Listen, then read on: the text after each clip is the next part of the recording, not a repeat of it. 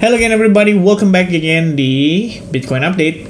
Happy Friday, happy weekend buat teman-teman semuanya.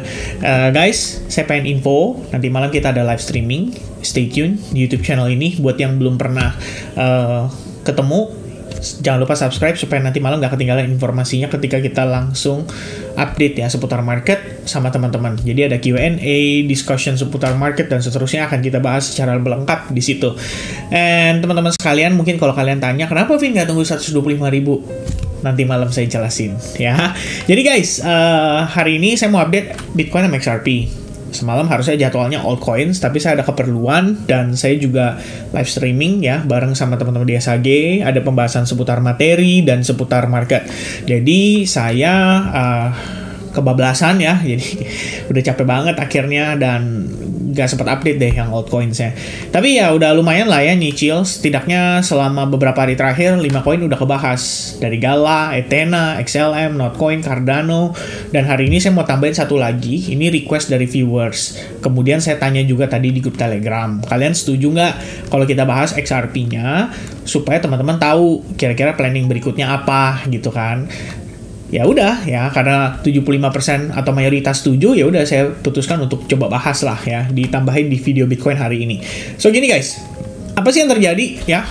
Bitcoin masih bullish, seperti yang saya bilang dari video terakhir, gak ada retracement, gak ada pullback. So momentumnya masih oke, masih bagus, tapi saya tetap remind flash out. Ya, itu mungkin satu bahasa yang kalau misalkan teman-teman sebelumnya belum pernah dengar, terus Anda tiba-tiba dengar, apaan tuh flash out ya? Nah, ini adalah sebuah kondisi yang biasanya sekaligus menjadi resiko dari para pelaku pasar, tapi buat mereka yang aktif menggunakan futures market atau leverage sebagai bagian dari metode transaksi mereka.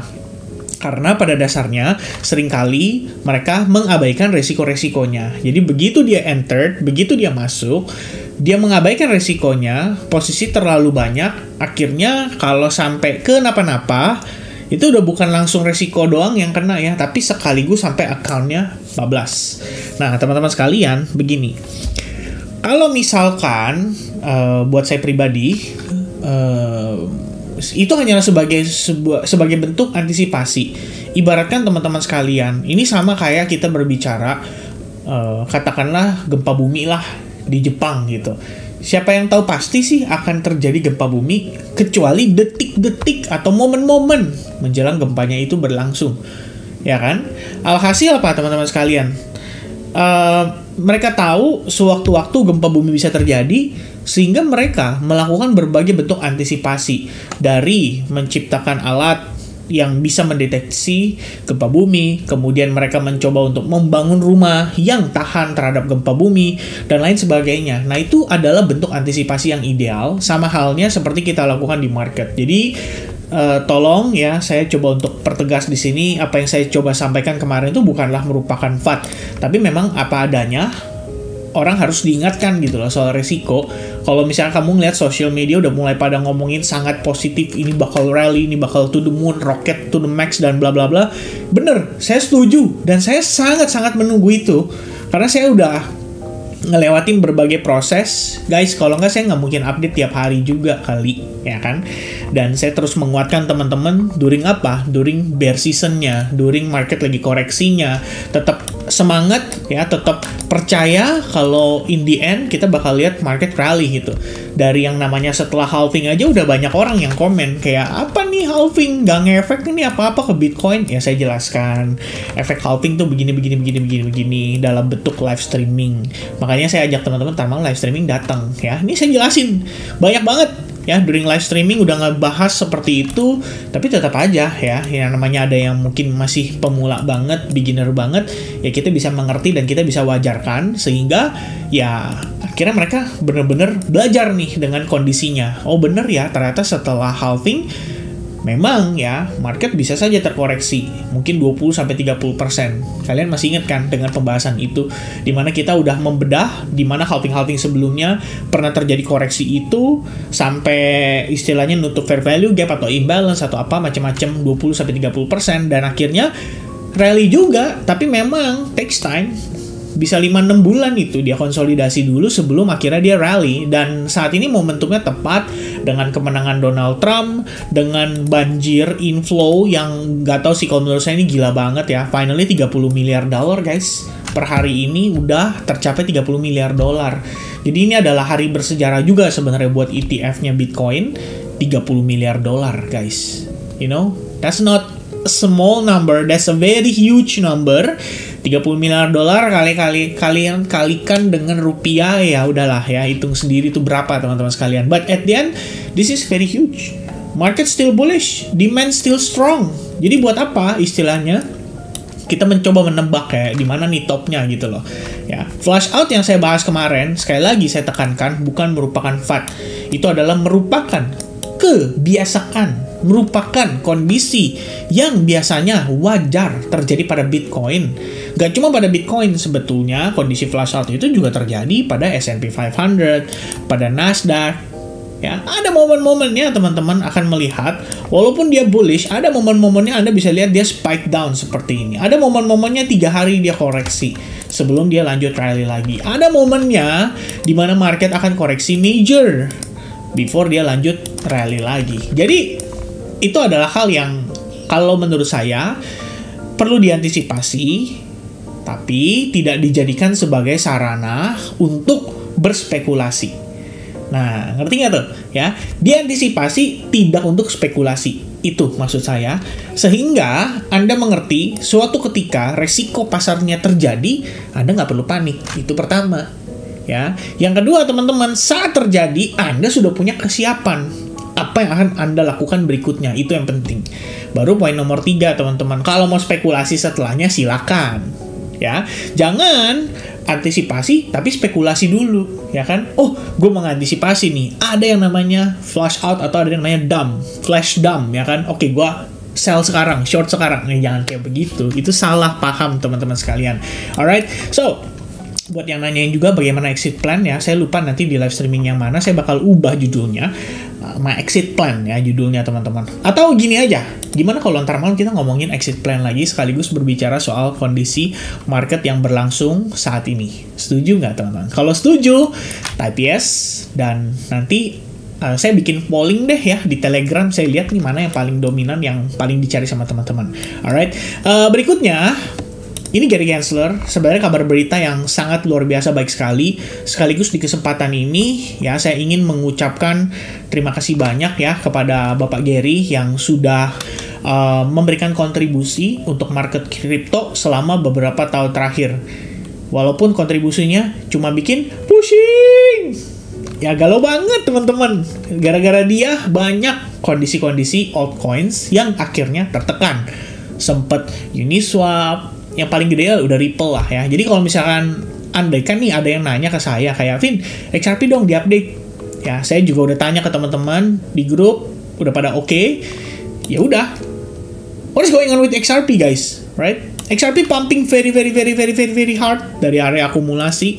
Saya ada, ya bisa dibilang ada melakukan reakumulasi lagi dengan risk yang relatif nggak terlalu gede ya teman-teman. Ini harus diperhatikan dalam konteks bukan untuk cut loss nih ya, jangan sampai salah paham. Tapi before orang-orang mengambil transaksi, saya bilang mereka harus perhatiin ini risk yang kamu harus siap serap.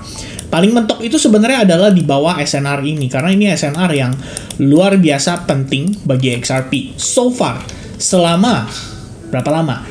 455 hari guys. Ini adalah support level yang sangat penting. Which means if you do accumulate, at least di situ kamu harus persiapkan diri in case harganya kembali turun di bawah trendline atau di bawah level support tersebut. Tapi overall, yang saya pribadi adalah melakukan akumulasi di sini ya secara aktif teman-teman sejak XRP drop sampai $0.3. Jadi pada saat itu pertimbangan saya adalah Bitcoin posisi harga di mana? Ya udah sampai dekat dengan level yang luar biasa ekstrim. Kedua, average saya sebelumnya nyangkut dari harga yang lumayan tinggi.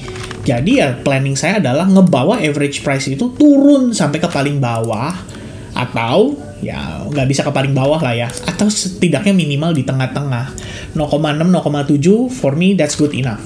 Oke, nanti kita bahas teman-teman sekalian. Sebelum masuk XRP, saya mau tekankan sedikit soal Bitcoin. Guys, Bitcoin seperti di video terakhir, no pullback, no retracement. It means momentum buyers benar-benar masih kuat. Walaupun ya kita udah overextend nih, exponential moving average 21 udah jauh. Kalau kalian gunakan indikator, RSI udah di overbought, MACD udah di puncak, stokastik memotong ke atas lagi, yang artinya kalau misalkan nanti di atas dia koreksi bakal begini. Ini apa namanya? Divergence, ya kan? Dan lain sebagainya. Tapi kalian ingat juga signal yang saya bahas sama teman-teman beberapa minggu lalu, yaitu weekly MACD cross. Kalau weekly MACD cross, take a look.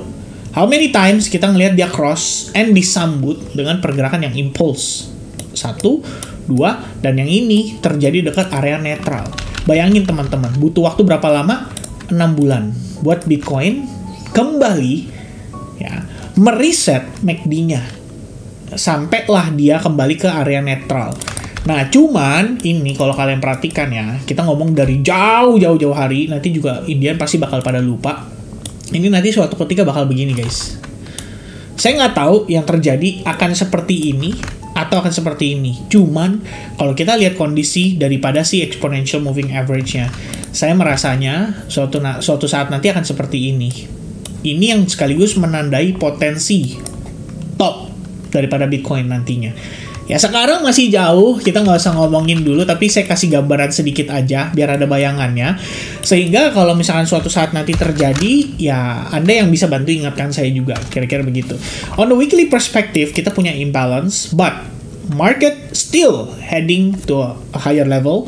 It means kalau teman-teman memang punya bias yang masih relatif bullish, Anda masih hold Bitcoin, pertahankan. Ya, masih pertahankan. Kenapa? Karena pullback aja belum terjadi kok. Artinya kita nggak perlu buru-buru ngelepas Bitcoin kita kalau misalkan di spot. Tapi kalau misalnya teman-teman, wah, gue mau take profit parsial, ya kan? Karena uang itu akan gue alokasikan, sumpama. Buat apa? Ya, beli altcoins lah. Ya, kenapa? Karena altcoins, apalagi koin-koin yang punya utility ya, belum ada pergerakan, teman-teman. Mau itu layer 2, mau itu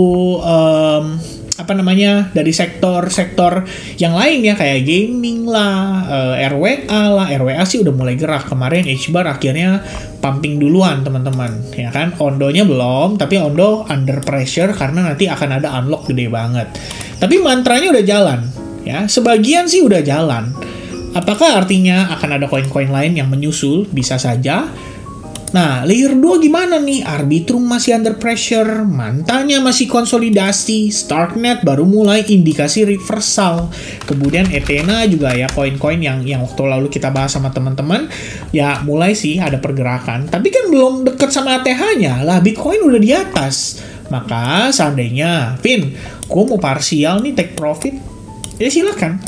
Itu pilihan. Ya, ingat teman-teman sekalian, saya pernah bahas sama kalian, ketika posisi bull run, yang menang itu adalah orang yang bisa mengatur rasa syukurnya dia. Ya, kenapa? Karena kalau misalkan dia nggak bersyukur, dia hanya diselimuti oleh greed-nya atau keserakahannya, ya udah. Itu tuh yang jadi kendala dari orang-orang pada saat bull market, makanya mereka nyangkut. Profitnya cuman di layar doang, tidak direalisasikan, tidak dibawa ke dunia nyata. That's the problem. So for now, teman-teman, dengan posisinya saat ini, I still believe ya, as long structure masih oke, as long kita nggak ngelihat ada kondisi di mana dia mengalami reversal secara struktur. Bahkan paling gampang nih kalau teman-teman, aduh Vin, gue nggak ngerti nih strukturan ya, makanya saya sebenarnya ajak kalian apa, nonton tuh study time. Kan saya udah buatin videonya ya soal berbicara soal nih swing high, swing low, kemudian ada ngebahas tentang simple market structure ya. Kalau kalian dapat benefit ya kasih tau lah ke saya gitu ya. Ada saya pembahasan seputar itu. Waduh, panjang juga nih ya teman-teman ya. Tapi ya iyalah ya, saya update-nya udah banyak banget guys ya. Saya update banyak banget ya. Almost every time saya update ya selalu ada. Ya tapi nih, simple market structure udah 7 bulan lalu. Ya, tulis di kolom komen, butuh nggak study time lebih lanjut? Ya, kalau misalkan butuh ntar saya buatin. Nah, jadi market structure masih bagus. Kalau kalian merasa bingung, paling gampang nih pakai apa? Exponential moving average yang 21. Tuh, yang warna, kalau saya sih saya ganti warnanya merah tuh. Jadi EMA21 tuh itu tuh yang bakal jadi acuan teman-teman di time frame 4 jam. Selama dia nggak break di bawah itu aja, udah fine, ikutin aja. Toh dia masih bullish, let's follow it ya teman-teman sekalian. Dan ya udah sampai 99.000, masa dikit lagi ya. Yang saya khawatirkan, ada yang kemarin bilang sama saya juga di kolom komen, takutnya apa? Tunggu 100.000 baru flash out. Bisa. Karena itu level-level psikologis. Orang banyak ngantri tuh ibaratnya buat taking profit atau gimana ya. Tapi kadang-kadang juga mereka kan nge-sell short nih, pasang limit misalnya gitu ya. Ingat, bisa kena sweep dulu baru dibanting. Karena kenapa teman-teman sekalian? Coba kalau kalian cek ya dari segi liquidation map itu mentoknya nggak di 100.000 lebih. Tuh kayak 101.000 ya kan, 101.630 ya, 102.000 aja bahkan udah ada 2,6 miliar dolar yang kena likuidasi. Jadi kadang-kadang Bitcoin tuh nggak langsung mentok kayak 100.000 bulat abis itu dia U-turn ya, enggak, tapi bisa lebih dari situ baru kemudian dia flash out ya kan, tapi kemudian dia naik lagi. Nah yang kayak begini-begini in case terjadi, sekali lagi saya ingatkan, wajar, jangan panik, jangan buru-buru takut, habis itu ya udah kalian jadi ketinggalan pesta.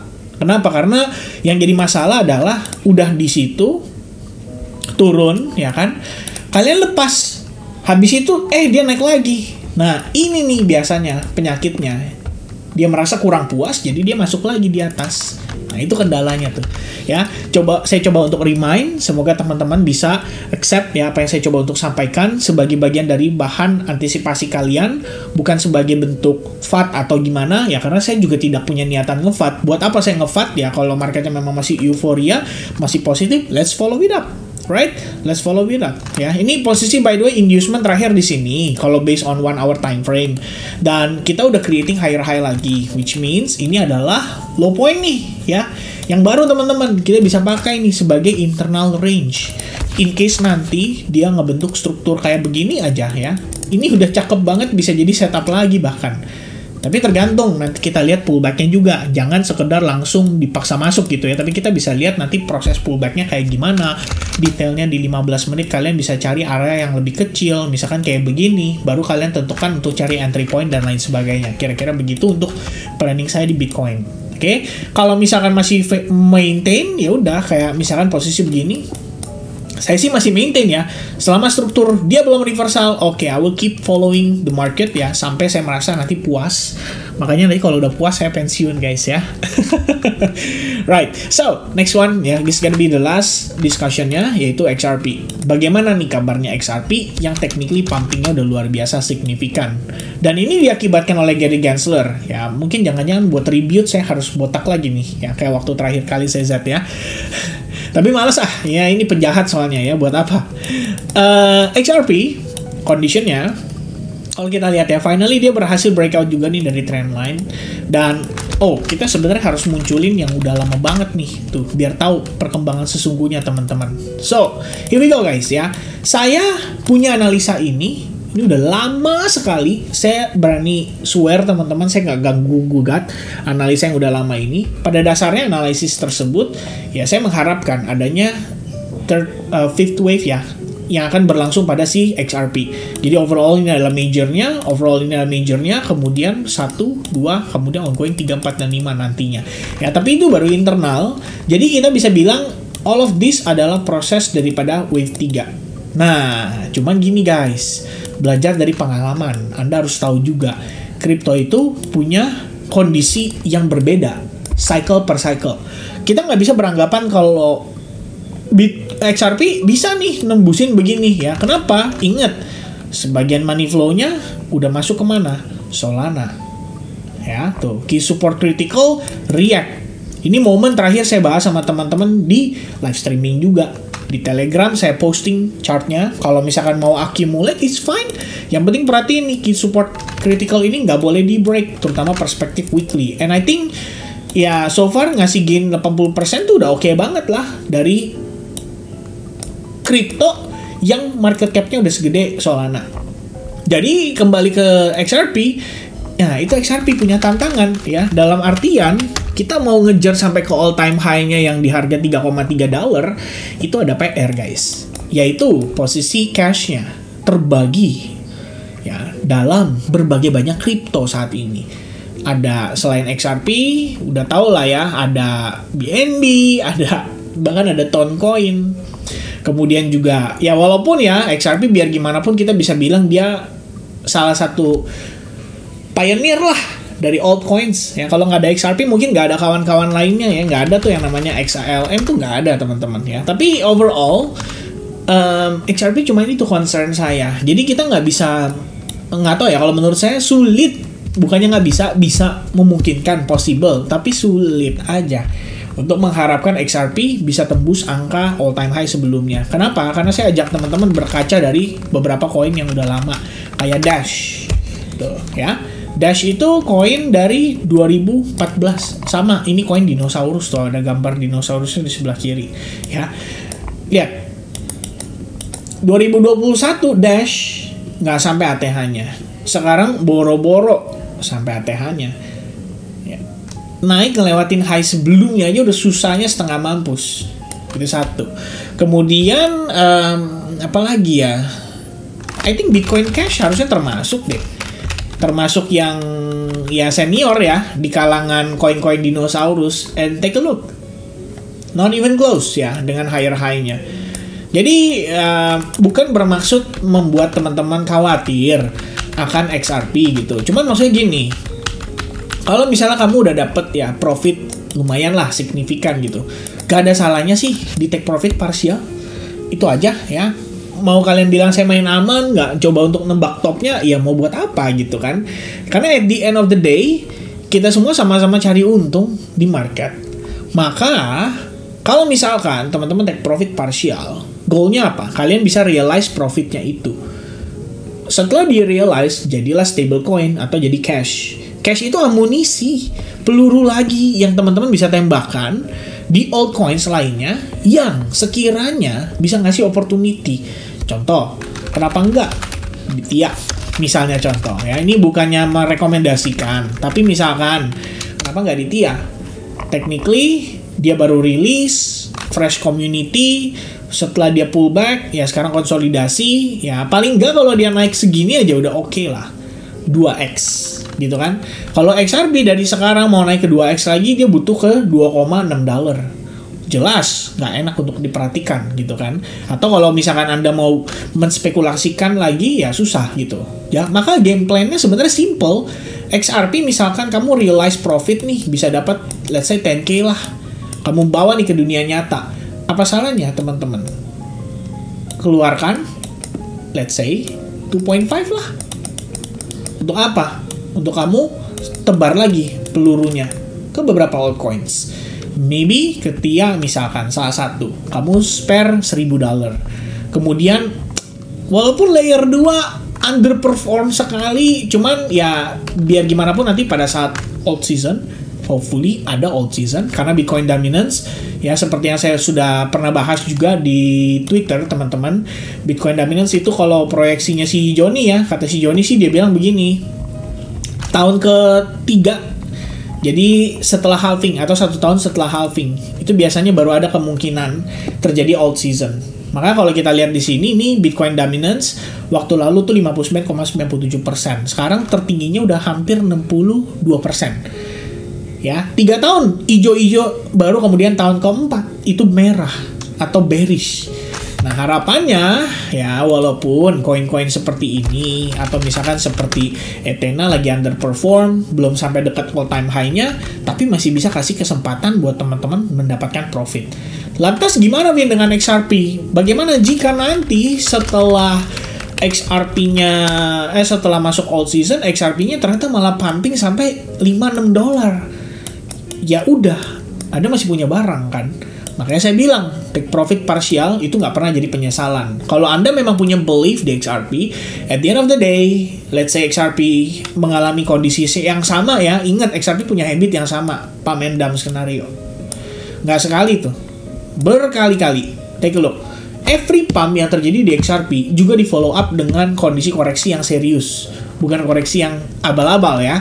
Artinya apa? Kalau Anda take profit parsial, who knows kalau kamu malah dapat harga lebih murah before kamu berspekulasi kembali untuk XRP kembali ke 3, atau bahkan lebih. Kalau emang Anda percaya. Kan begitu teman-teman planningnya. Jadi as a pedagang ya, saya merasa kita perlu sedikit lebih smart dalam mengelola resiko aja. Karena kita udah lihat XRP naik 178% dalam 3 minggu terakhir. Cukup happy kalau Anda adalah holders XRP, dan kondisi terdekat untuk consideration taking profit pada dasarnya adalah di range area $1,6. Ini kalau menurut saya karena kita mengambil acuan dari ATH-nya 2021. Ya. Bukan ATH deh, dari highest point di 2021 yang sebenarnya level 1,9, tapi closingnya dan waktu yang dihabiskan untuk dia bermain itu adalah di kisaran $1,6.